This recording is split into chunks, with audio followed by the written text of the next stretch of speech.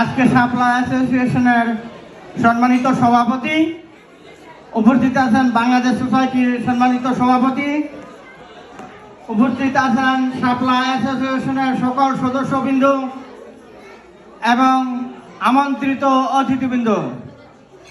আসলে আমি এই শাপলার একটা নগণ্য সদস্য।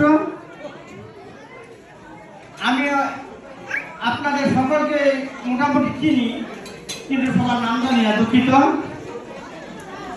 আমি আরো এখানে অনেক সোসাইটির সাথে জড়িত আছি, তবে বাংলাদেশের রাজধানী ঢাকা, ঢাকার যদি রাজধানী হইতো তাহলে আমাকে গাজীপুর হইতো। আমি গাজীপুর সোসাইটির বর্তমান সিনিয়র সহসভাপতি।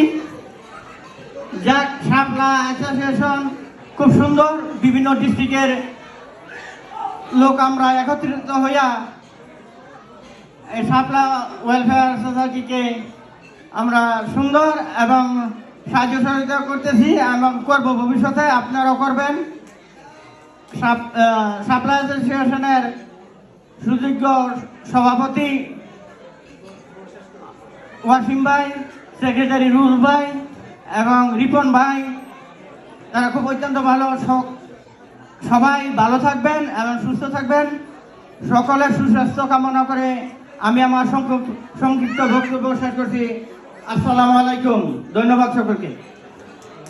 ধন্যবাদ মমিন সরকার ভাই আপনার মূল্যবান বক্তব্য প্রদান করার জন্য। আমি এই পর্যায়ে সবিনয় অনুরোধ জানাচ্ছি শুভেচ্ছা বক্তব্য দেওয়ার জন্য জনাব আরিফ